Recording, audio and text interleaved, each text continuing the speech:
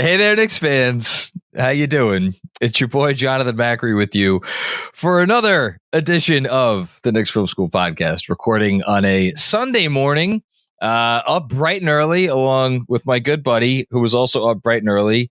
We both wish we got better nights of sleep, but that's what happens when you have kids / run a drone company. Hello, Jeremy Cohen. How are you? Hey, John. Yeah, all my kids. It's just there's so many to keep up with. I know you were saying, because we both run drone companies and we both have children, so it's a real hassle to have to deal with all of that. But nevertheless, we persist.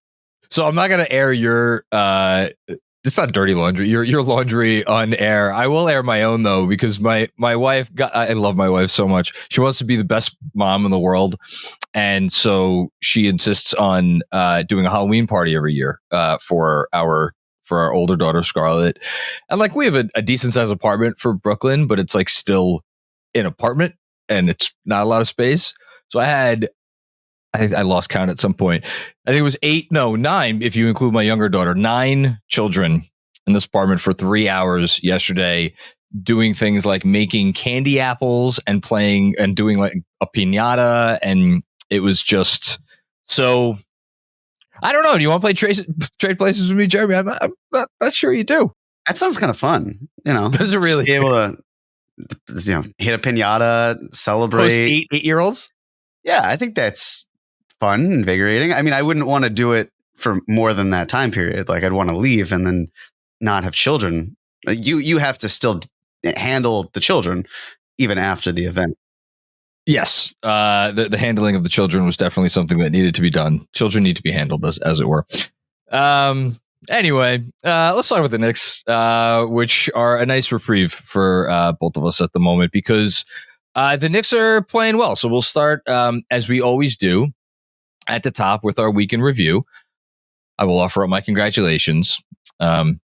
Nicely done, sir. Although I have something that I want to add to your win when we get to predictions later, but I'll save it.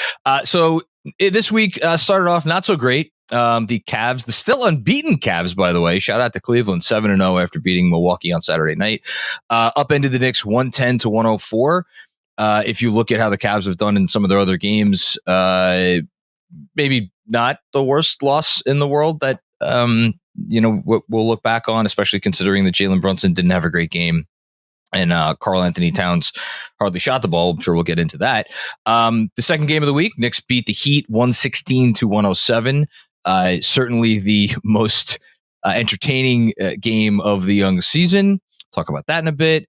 And then I see here on the weekend review, Andrew has written Knicks 128, and then he just left it blank. I don't know if that was intentional, as if like the Detroit Pistons do not deserve to have their name read aloud. Oh, now I see he's filling it in.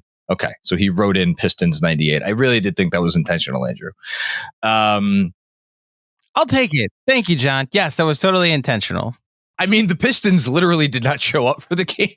Yeah, they disappeared. Yeah. Did you see what they tweeted as well? No, I didn't. What did they tweet? They basically just tweeted at the halftime. I'm paraphrasing, but it was like something happened. They didn't even disclose the score. And then at the end of the game, it was update. It's something along the lines of something happened and it's over. Something happened, it's over. So we are going to start our discussion of the week in review with a new segment. We've been talking about Juan Please on the pod for a little while now. This is now going to be their official home. This is our one big takeaway presented by our friends at Juan Please. If you want to know all about Juan Please and what they're about, their 1 gram of sugar drink that is absolutely delicious, tequila, lemonade, and tea. Just go follow them at Drink Juan Please. You can see that on your screens now if you're watching on YouTube. And you can go to their website, Juan Please, to see all of the places that you can pick yourself up some Juan Please if you'd like to consume it at home. Or come join us for a upcoming watch party at T Squared Social. More news on that soon. You won the week, so I'm going to let you decide. Do you want to go first, or do you want to throw it to me for my one big takeaway? I'll throw it to you. I'll be a generous friend here. Be a generous friend? Okay. Yeah. Thank you. Of course. But if you take what I'm going to say, I'm going to take it back. Well, my one big takeaway is kind of vague, but it also feels like the only appropriate one, which is that I don't know how I want to phrase it, but more along the lines of like the process is playing itself out. No pun intended to what happened in Philadelphia last night. I think coming into the year, we were all extraordinarily excited about what this team could be and what they were capable of if everything came together. And we were thinking about the intricacies of how they were going to play on offense and how they were going to play on defense, and would there eventually be a true five on the court with Karl-Anthony Towns, and like all these different things. And I think maybe there was some lip service given to the adjustment period that it would take. But I know personally, I did not focus on that. I did look at the first 10 games and I was like, these are a tough first 10 games, so they might come out of the gate. But I didn't think about how it would actually play out on the court, and the fact that there would be some times where it was going to look maybe not ugly, but like, just like, man, this is not good basketball. And I think we got some of that on Monday when, like, I know I came out of that Cavs game for as close as that game was against a good team. You didn't, like, I don't think anybody came out of that game feeling particularly great. And then Miami happens and they win in a certain type of way in Miami, and Detroit happens and they win a certain type of way in Detroit. And it's like, it's all part of the process of building a new identity and figuring out new ways to try to win games in different situations. And I think it's totally fine. And we're 5 games in now. If you told me it was going to take 20 games, 30 games to get it all the kinks worked out, I'd be fine. So the fact that we're sitting looking pretty positive after 5 games, I feel pretty good about that. So that's mine. And it's a fair assessment. I mean, yes, it's going to take time to gel, and being able to see these 5 individual talents come together. I mean, of course, sure, you've had Jalen Brunson, Josh Hart playing together. You've had Mikal Bridges playing with them too. But you've had minutes of OG Anunoby, but Karl-Anthony Towns being a completely different player, high usage guy. And here you had Julius Randle, completely different play style. And now being able to have someone who shoots like that. And I'm actually going to use what you have and springboard into my thing, which is this team, even through 5 games, you can tell is efficient. And this is something that Knicks fans have not seen in ages. And I can back it up because when you go to Cleaning the Glass and when you look at the Knicks effective field goal percentage since the 2013-14 season, the Knicks were 12th in the NBA in effective field goal percentage. Since then, they ranked going from that season towards this season, 26th, 27th, 25th, 20th, 30th, 29th, 23rd, 26th, 20th, 17th. Now, the 17th is much better because it reflects time that the Knicks acquired OG Anunoby. That's part of it, certainly.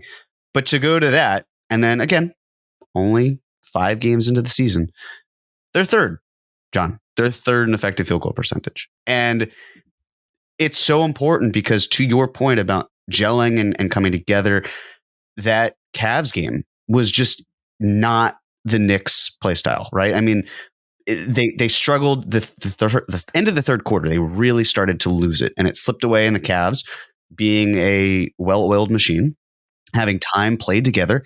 They took advantage of that, and they exploited the Knicks in a way the Knicks couldn't come back. But also, when you look at it and you consider not even the accuracy, the Knicks really didn't take a whole lot of threes. I mean, they were in the 11th percentile in threes attempted. And as we go further into things, you kind of recognize, well, this is a Knicks team that should be shooting more.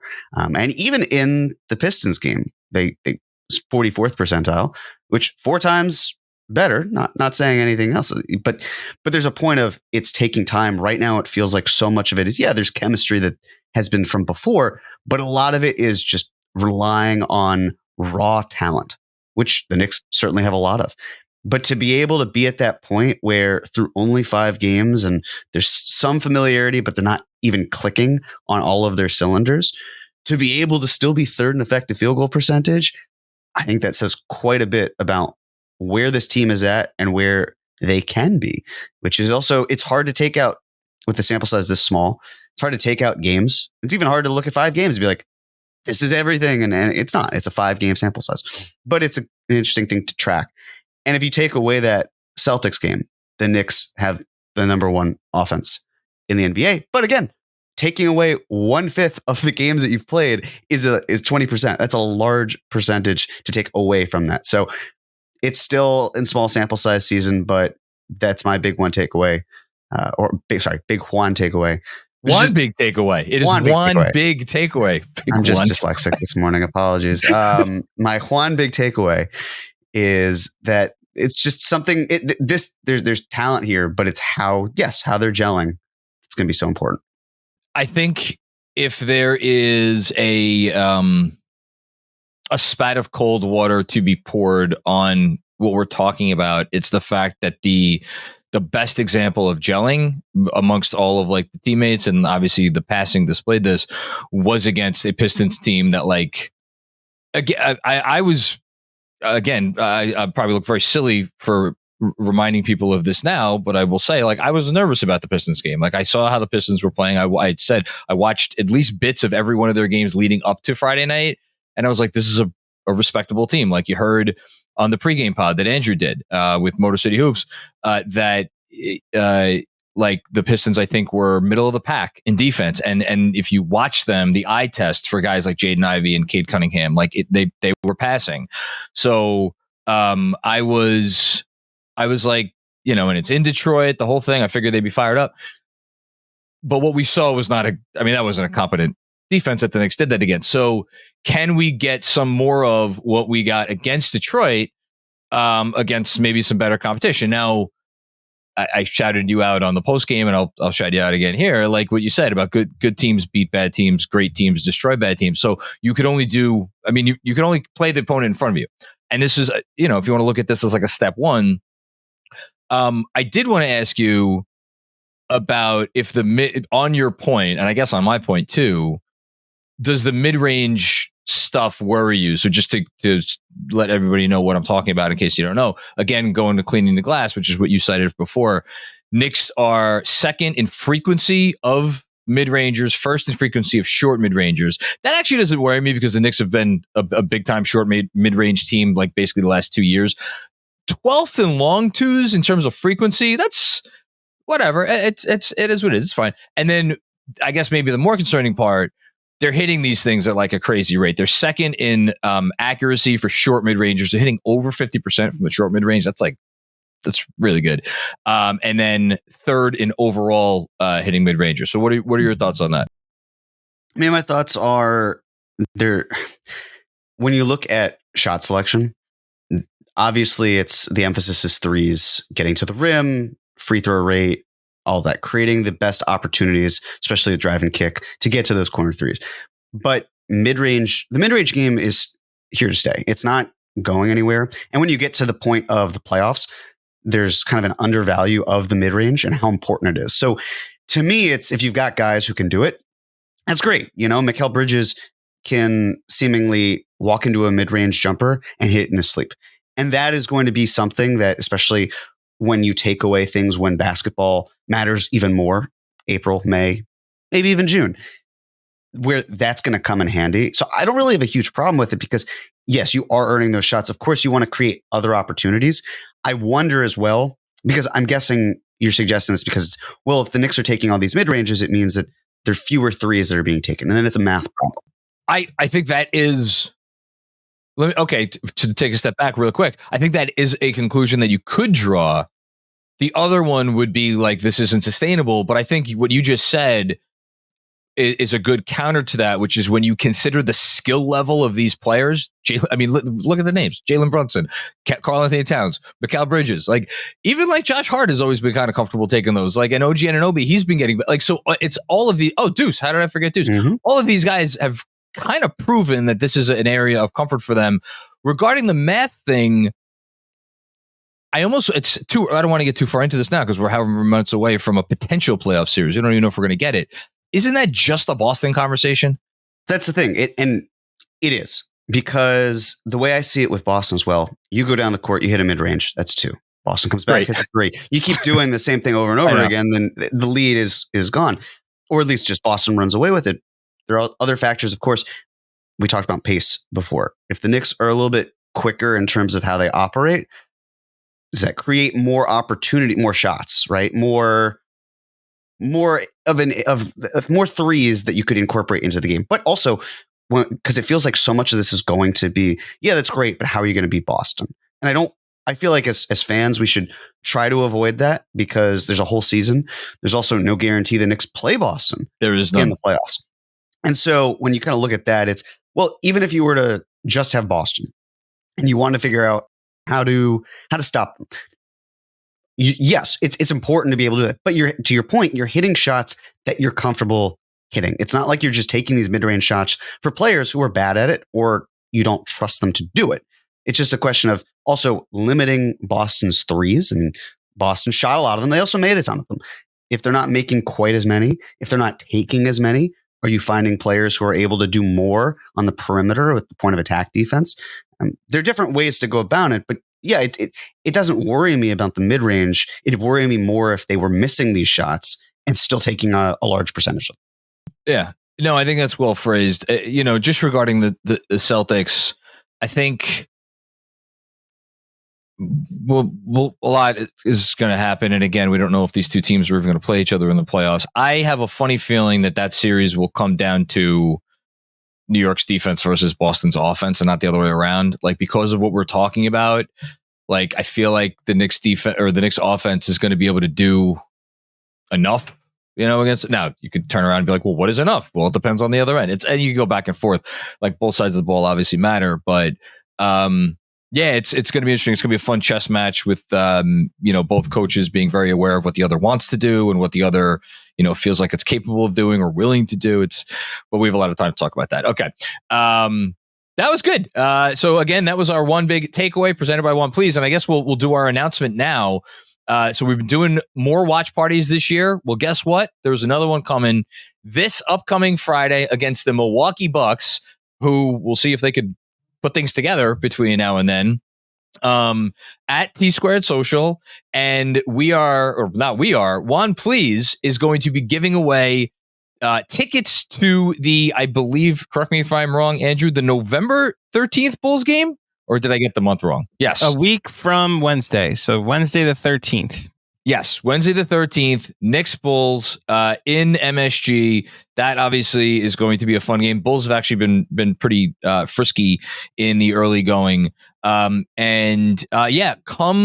to T Squared Social for that watch party. Once you get there, all you got to do is follow One Please on IG. If you've already followed them and you come to the watch party, guess what? You're still going to be eligible to win the tickets. So that's great. And by the way, if you don't win the tickets, there's going to be other giveaways as well. I'm going to be giving away some KFS merch. Juan Please is going to be giving away some t-shirts and other stuff. So if you come to the watch party at T Squared Social this Friday night, odds are you're going to go home happy in some way, shape, or form. Yes, Andrew. You also need to follow us on Instagram. Oh, yes, of course. Yes, I forgot about us. Our own brands that we're promoting and cross promotion with Juan Please. Well, I always like to do right for our partners. You did right by them, but that doesn't mean you have to do wrong by us. Some mutually exclusive. Exactly, as Jeremy said. We're growing together. It'd be funny if someone was like, I will follow One Please. I will not follow you bastards on... That's where I draw the line. I want to go to this game, but I will not follow Knicks Film School on Instagram. Yes. What nonsense are we putting out on IG that would get someone to have that stance? I kid. Go follow us on Instagram anyway. I mean, come on. There's like great stuff on there. There's clips and all kinds of film session stuff. It's good stuff. You're doing yeoman's work with your morning announcements as well? That minute of my everyday is just like, it really is a lot. Okay. So again, Friday at T Squared Social. Be there, be square. BT squared. Pun intended? Yeah, I was going to say. Squared? Be there, yeah, sure. BT squared. Huh? BT squared. All right. Let's go ahead and we'll do our game ball and our detention. So game ball, as a reminder for anybody who may be new to the show, we give to one player each week or a coach or an entity, can't forget about the entity, that stood out and deserves special recognition. I am going to read our candidates. First, Karl-Anthony Towns. Feels so good to read that name. 44 points in a win over Miami. Through 6 games, he has the following shooting splits: 54.9% from the field, 64.7% from 3. Is that good? 91.7% from the line. Jeremy, I'm not sure if you saw my tweet from earlier today. Do you know the other NBA player who is currently, you saw it? Currently averaging multiple made threes per game and shooting a higher percentage from deep than Karl-Anthony Towns. Do you miss Alec Burks? I miss Alec Burks. I'm happy that Alec Burks is still getting good minutes. Except he's not. He's not though, because he had 2 DNPs and barely played. So I don't know how you can even. Yeah, there's got to be a minutes discrepancy here where he doesn't hit the criteria. I like what Campaign has done. To be very clear, I like what Campaign has done. Campaign and like one of the bullshit seconds that we own in the future for Alec Burks, who says no. I hear you, but also, and I get it. He had great moments in that Pacers series.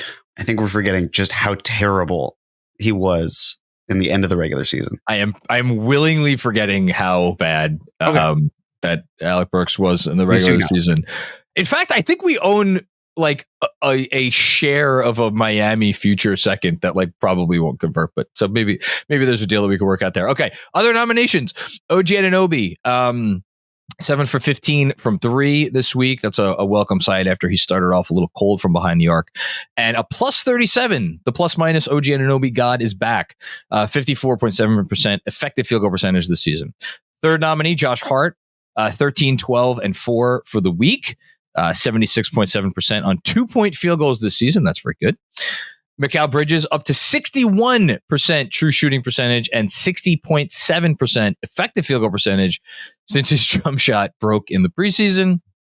And last and certainly not least, how often do we say that about this guy? Jalen Brunson. He broke out versus Detroit with 36 points, shooting 50% from 3 this season. So you get the honors here. I'm guessing I know which way you're going to go, but I still want to hear you say it.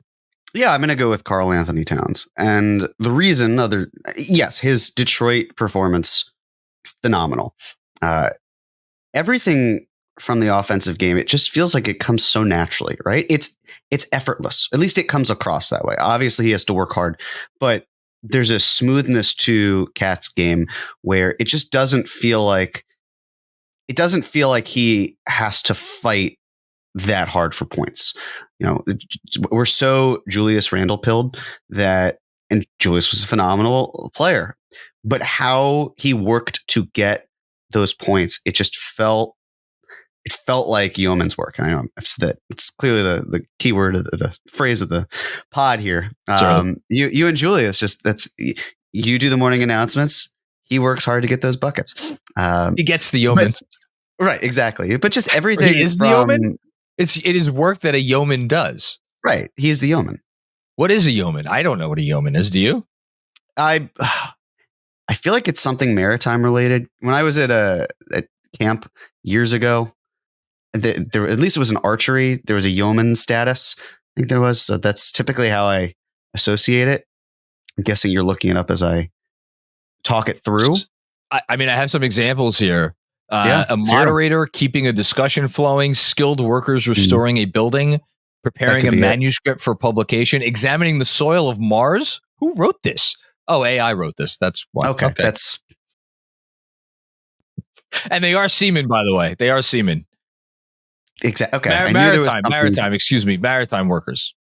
Yeah, that clip's definitely not going to get taken out of context, John.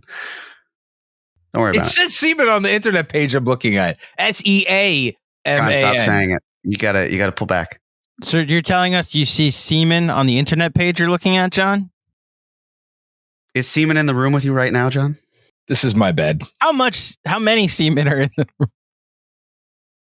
None coming from me. I know that. At least not None coming from you. Okay, got it. All right, because you got a vasectomy. That's right. Yeah. So with Karl-Anthony Towns, though, everything about it, whether it's just kind of like flick of the wrist in the paint, a nice little hook shot, the threes and the open space. But we can talk about all the other players that the Knicks have on this list. And I think it's fitting though, because what they're able to do, they're all skilled in their own ways, but having a 5 who is not reliant on touches inside of the paint opens up so much more. And we've talked about this before, but it's seeing it in action that on our team that feels so exhilarating. So having that type of player be able to do that, I'm going to give it to Cat. I mean, it's the obvious pick. So I wrote about this concept for Monday's newsletter on Substack, and I think that the most interesting question for me thinking about this offense moving forward is this like dichotomy between what you just talked about and the effortlessness of Cat versus what we saw in Miami. Well, there was definitely some moments in Miami where it was just like it was coming to him easy. He also like he put in some yeoman work against Miami, like posting up Bam and doing that sort of stuff. And like I think every star player to a certain extent needs to find the balance between those two things. But like some stars, it's like they just have to do a lot of heavy lifting in order to be the best version of themselves. I think it's fair to point to Jalen Brunson as someone who is more towards that end of the spectrum. Towns, like you just said, just him being out there and doing very basic stuff, it's enough to lift up an entire offense. And then he just does a little bit here, does a little bit there, never looking like he's trying too hard. I'm excited for that like discovery process to continue and for us to find like the right balance, both him and Brunson together along with everybody else. But like, I'm fascinated by that because I want to see where it evolves to. And I think the hope has to be that they could reach the level of like, again, I'm not comparing him to Nikola Jokic, but like what the level of chemistry was that Jokic and Murray have developed over the last few years. Is there a world where Towns and Brunson can do that? I don't know. I mean, we'll have to wait and see. I mean, they're obviously two very talented players, but okay. Which way am I going to go here? I go a couple different directions. I feel like any of them would be justified. I'm going to go with Anunoby because I feel like we're starting to get the faint whiffs of some all defense buzz based on how he is just popped. And I wonder, like, Tom Thibodeau is not someone that is ever going to actively campaign for his players to win anything because he's all about the team. But I don't think it's an accident that he has been as effusive in his early praise for OG Anunoby after these games to make sure everybody recognized, like, look, forget about the stat sheet, and it's not even like the steals or what like the splash plays. It's what you don't see and everything, his impact on the game. And if you go back and watch like the tape of any of these games, you could see what he's doing on defense and how much of a difference it makes. I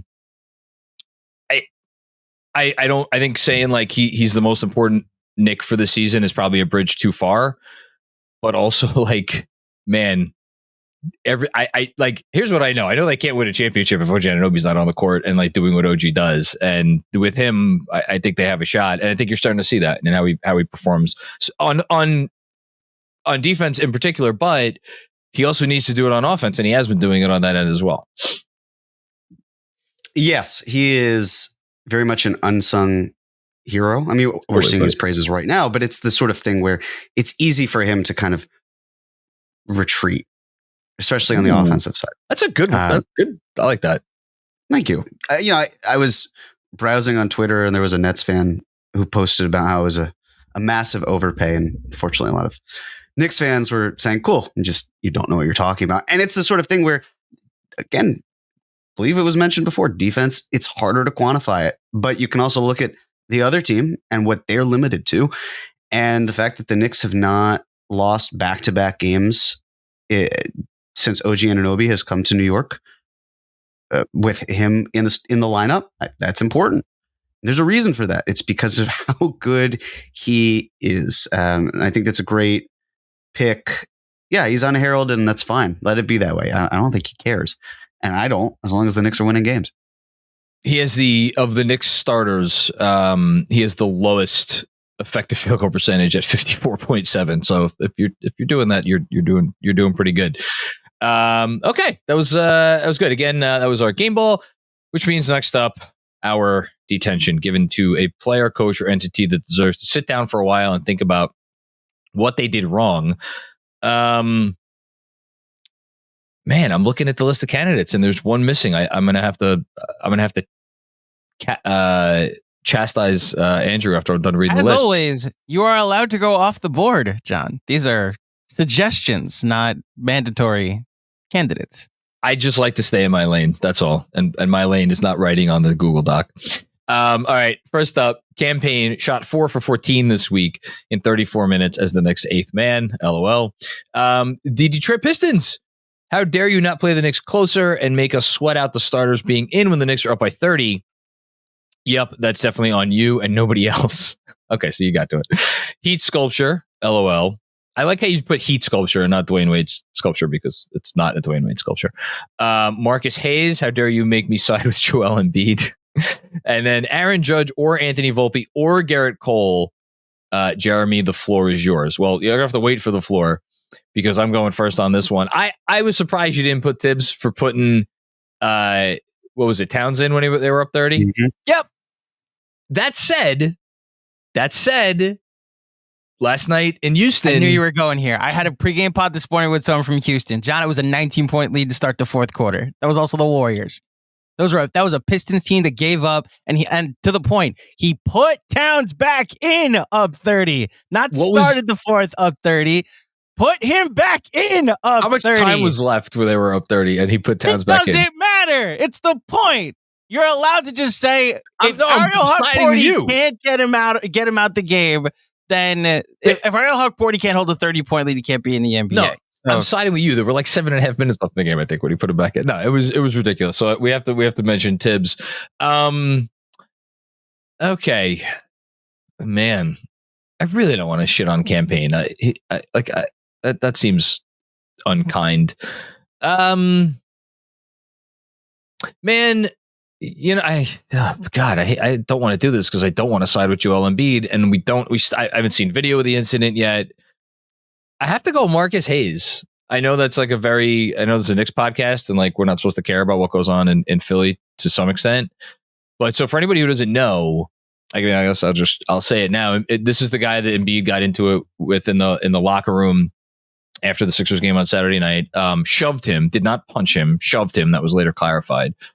And the guy wrote an article from before the season in which I don't want to paraphrase, but essentially like Joel Embiid has talked about honoring his late brother with his play. Well, you can't honor your late brother if you don't come to work every day and then question Joel Embiid's conditioning. And like, I get it. I have a newsletter that contributes to how I make my living and like pay for my mortgage. And I get you're always trying to get eyeballs and you're trying to get people to read your stuff and matter. But just don't, like, you can't do that. There's a limit that you really just should not. It's wrong to cross. Like, and you know it when you're sitting and you're writing something. Like, trust me, there's stuff I have written in the past, and I'm not absolving myself. I'm not absolving myself. I'm sure every writer has had a moment where they like write something that they wish they could take back. I certainly do.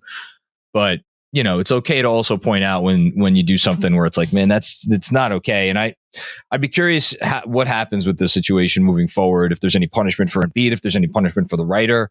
But it's just like, yeah, I thought that crossed the line. I don't know. Do you agree with me, Jeremy?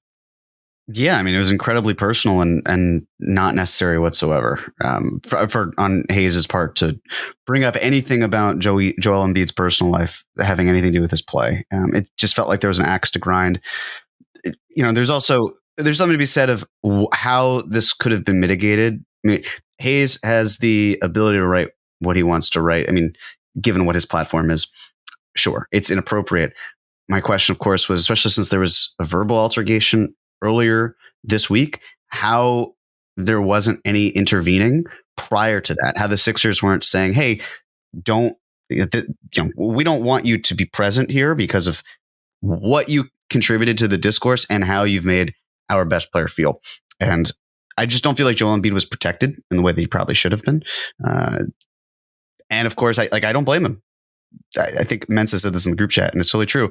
If people could remember how easy, like that they could get punched or something for the words or actions they have, they probably wouldn't say these things. But it's very easy to write something from your pedestal and just say, yeah, I said something impactful, and you hurt people, and that's just not right. So I'm with Joel Embiid on this one. Incredibly inappropriate by Hayes, and hopefully he's nowhere near where Embiid is. I have a clarifying question. Was this the first time Hayes and Embiid had been in the locker room together since that article came out? Because the article came out on the 23rd that had, I have the quote here. The paragraph we're alluding to is Joel Embiid consistently points to the birth of his son, Arthur, as the inflection point in his basketball career. He often says that he wants to have a great legacy for the boy named after his little brother who tragically died in an automobile accident when Embiid was in his first year with the Sixer. Well, in order to be great at your job, you have to show up for work. That is a transition of transitions. And I'm wondering if, because Embiid's been out and rehabbing, was this the first time he had the chance to actually confront Hayes? And is that why it all boiled over last night? I believe I read that they were in the same room earlier in the week, and what happened was escalated. Another thing that really grinds my gears, it's kind of a non sequitur, but whenever writing tragically died, death is tragic. It feels so melodramatic to say tragically died about something because it's a tragedy in its own right. And so Hayes is clearly already, we already know what he said, but there's verbiage there that essentially tries to ruffle feathers or tug on the heartstrings so he can then come down harder. And it's gross. It's sickening that someone would be able to write this with no repercussions whatsoever. So I'm glad Joel Embiid said something for himself and did something. It goes past like being mean about a player's play. Like you'd almost like look the other way if he like just like said something bad about like, Embiid isn't taking his job seriously but like to bring that into it is like you said, Joe, you nailed that. It feels like there's an axe to grind, which is unfortunate. I can hear people that may want to side with Hayes, not from what his article said, but I can hear people listening to this and saying, well, you can't put your hands on someone. And in the spirit of Will Smith, Chris Rock, like, I'm not saying he should have done it, but I understand. Like, it's very much the Chris Rock joke from earlier in the 90s, where it's like, I'm not saying he should have done it, but I understand. And I'm not saying Embiid should put his hands on someone. No, like that is the law. But like this, first of all, Keith Pompey, it wasn't assault. And second of all, this is the part of the conversation of what Jeremy brought up, where the consequences of people's words used to be known, which is why people were more careful. And now, like the Jason Kelsey video that came out yesterday was a similar thing. I don't know if either of you saw it, where someone said a thing to him and he smashed his phone on the ground. And it's like, we used to be more fearful of professional athletes when we ran up to them. Now we run up with a phone and try to use that immunity of public shaming. Like, I'm with you guys. That's why it was on the rundown. I like slandering Joel Embiid, the basketball player. There's a nice rivalry you created with the Sixers. How dare you, Marcus Hayes, have me be like, oh, you know what? I see Joel Embiid's side of this, and I'm kind of with him at the end of the day. Yeah. Well said. Jeremy, your detention. I'll go with the bait that Andrew has laid out. I know he just wants me to kind of go full angry Yankees fan. I'm not going to, because it's just, I'll go with the prompt. And you forgot. Say it. It's beneath you. It's beneath me. Yeah, that's right. You forgot a name though, Andrew, that I would like to add there, which is one Anthony Rizzo, because Rizzo, in my opinion, Rizzo also should have covered. Yes, Garrett Cole should have covered first base, but also Rizzo made very little effort. His defense was lackadaisical for a very long time. The offensive production, the Yankees haven't had a good first baseman in a while, which is probably why you're seeing Pete Alonso news or rumors, all that stuff. That fifth inning was the worst inning I've seen from any team. And there was an element of the Yankees deserved it.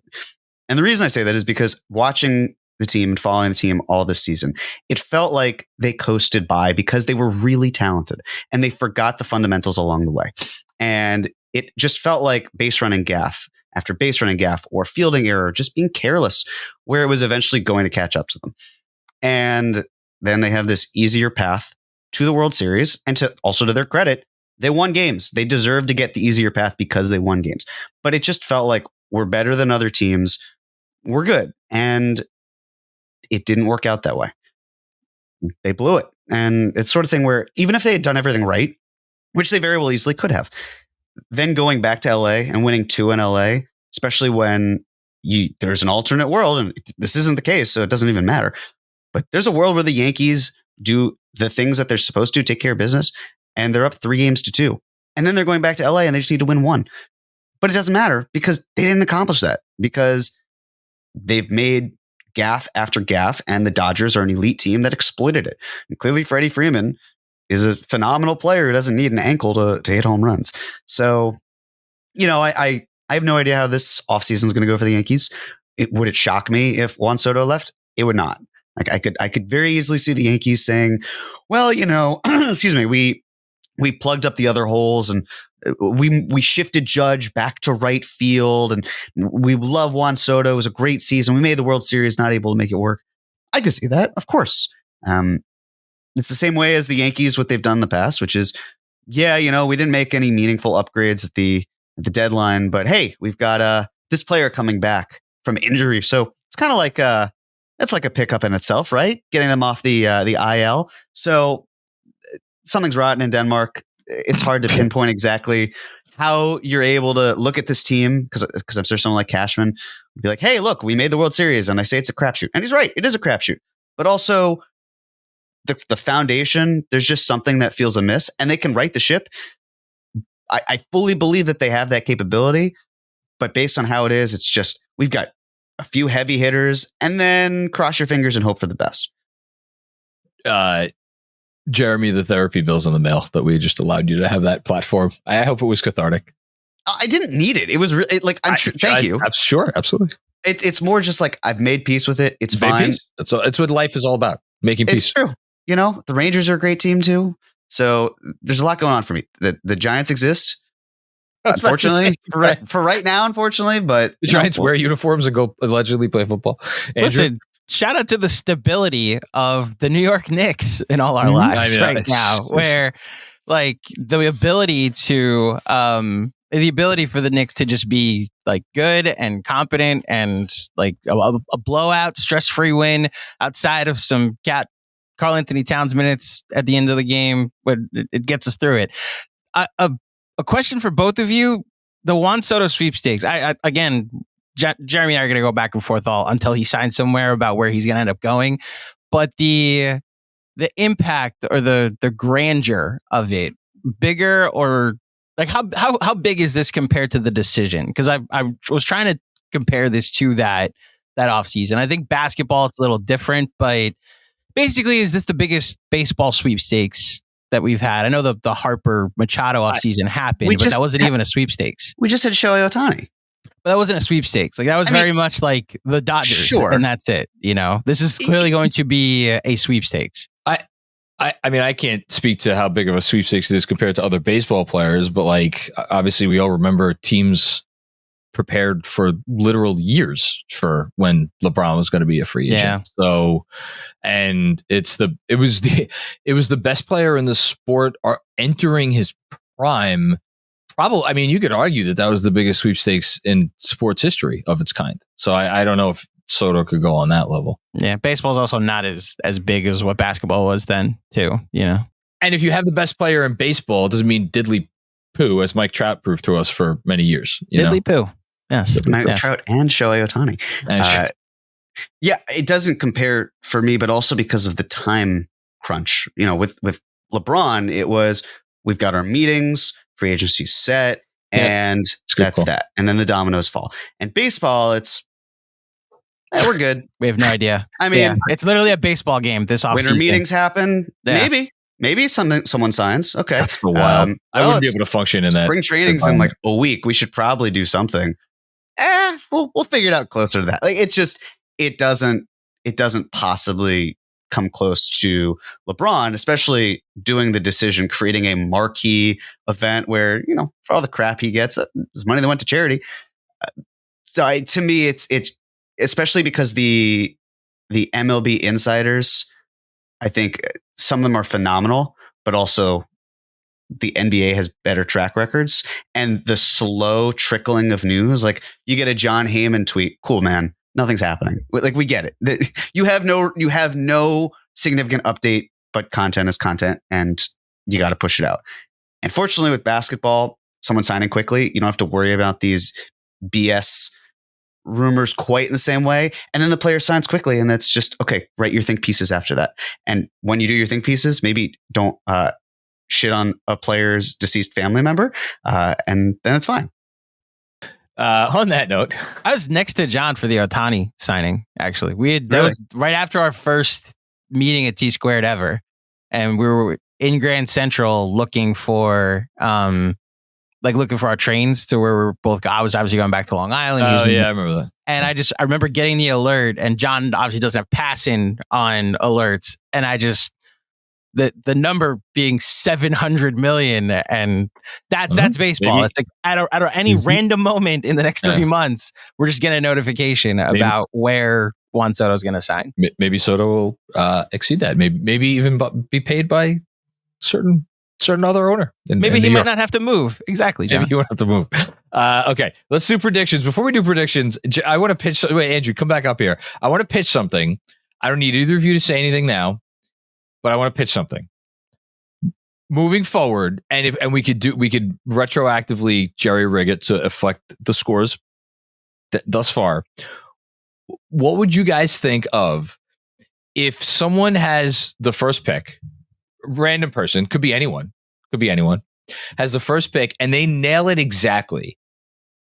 That win is only worth 1 point. Whereas if the other person who did not pick first, could have stolen and didn't, and the other person still won, it is worth 2 points. Oh, I see. Okay, so if I'm getting this right, I'm behind in the standings, and I want to find a way to catch up by changing the rules because I don't like how I'm seated right now. It's just like if it's like, all right, there's 3 doors, a boat is behind one of the doors, and then the person that picks first picks door number 2 and they get the boat.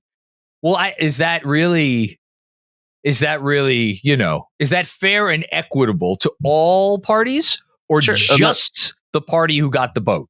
So if the Knicks had lost to the Pistons, should that have counted as 2 wins for the Pistons? No, for you, it would count as 2 wins for you. No, I'm saying in the NBA. I'm not even talking about with us. See, now you're just bastardizing the analogy. No, I'm taking your logic and applying it to the NBA. I just wanted to pitch it. I just thought it would be interesting. That's all. And by the way, if any of our viewers or listeners feel passionately about equity, feel free to make your voices heard. And it's at The Coincidence and at, of course, Andrew Claudio on Twitter. And there you go. That's Andrew. You know what that reminded me of? It reminded me of Nestor Cortez throwing to Freddie Freeman.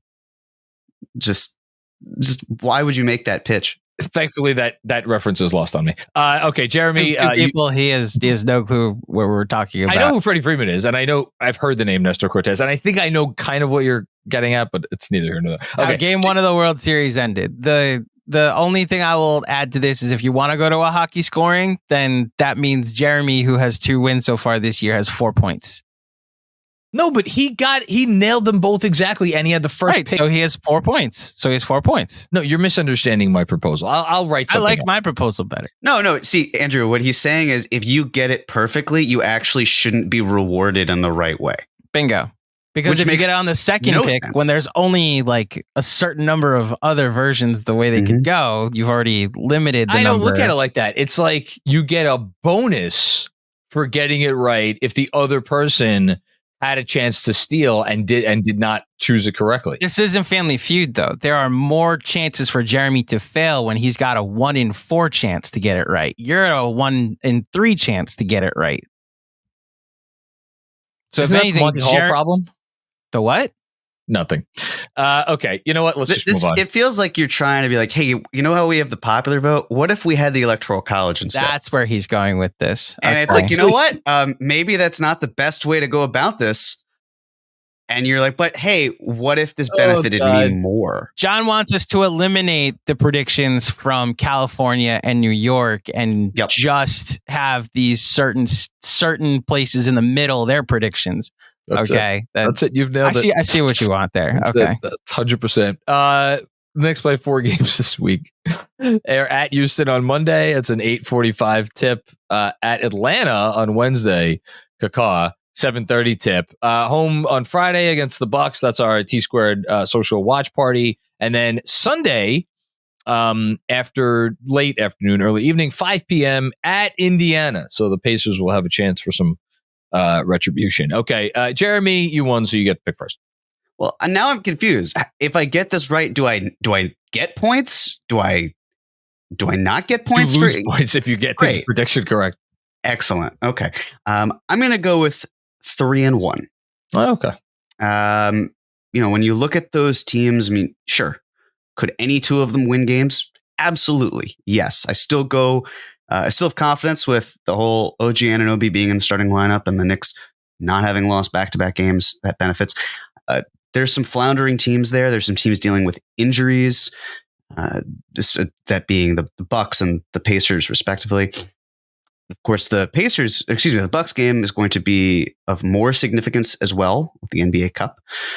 So I don't think that's the NBA Cup game. I looked on my schedule. I think I don't think so. No, I think it's the first NBA Cup game for the Knicks is actually against the Sixers the following week, Tuesday the 12th. Andrew, double check that, but I'm looking at the schedule right now. I'm pretty sure. Looking now.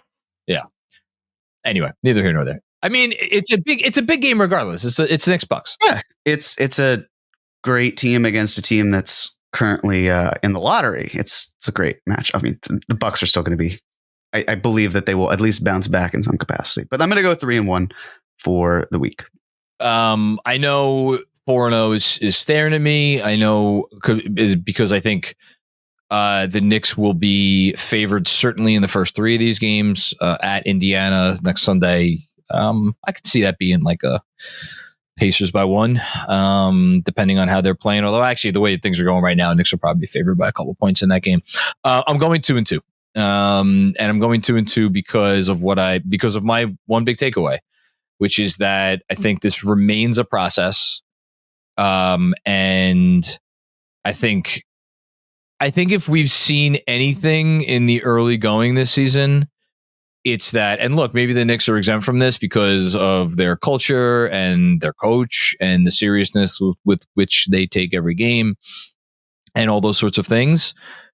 But I just feel like I'm looking like night after night and like, oh, there's this surprising result and that surprising result. And this team is down by a bunch to a team they shouldn't be down to, and like so on and so forth. I obviously would be thrilled to be wrong. I would have taken 3-1. I want it noted for the record. I would have taken 3-1 if it was available to me. But it feels like for anybody to go 4-0 in a week these days, especially again a team that's just coming together, is really hard. All that being said, I really hope I'm wrong. And if I'm wrong, there's not going to be anybody out there happier that I'm wrong than me. So I will go 2-2.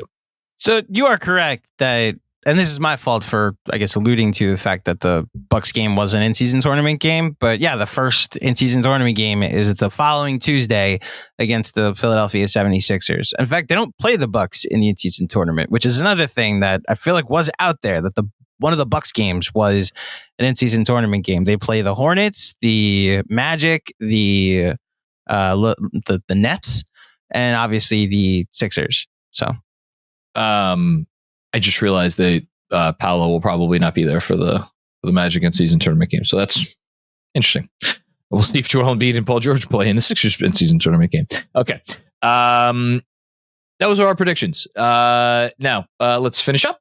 Announcements. So first things first, GMAC will be joined by Roosh Williams of Rockets Talk on the pregame pod that will be dropping on Monday morning.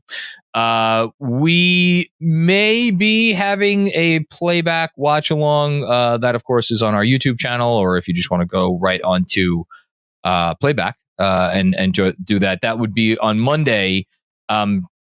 Check back on our socials for an announcement about whether there's going to be a playback. And then one more time, Friday, at T Squared Social on 42nd Street, just down the block from Grand Central. We will be giving away 2 tickets to Knicks Bulls on November 13th, as well as JUAN Please merch and some KFS merch. I've had some hats, KFS hats that I've been wanting to, looking for an excuse to give away for a while now. So what better use than this? Come down, have a few drinks, watch a little bit of basketball, and we'll have a grand old time. Great stuff. Thank you, Jeremy. Thank you, Andrew. Thank you, everybody out there, for listening to another episode of the Knicks Film School Podcast. As always, we ask that if you enjoy the show, do your part to help support it. Give us 5 stars. Leave us a nice review. Subscribe to the YouTube channel. I've noticed our subscriber numbers have been popping up pretty steadily here. So if you are somehow not yet subscribed to the Knicks Film School YouTube channel, go and do so as we march towards 20,000 subs, hopefully before the end of this year. That's our goal. All right. We will talk to all of you guys soon, and hopefully see you next Friday at T Squared Social. But in the meantime, lots more stuff coming your way. Have a great week, and we'll talk to you soon. Peace out.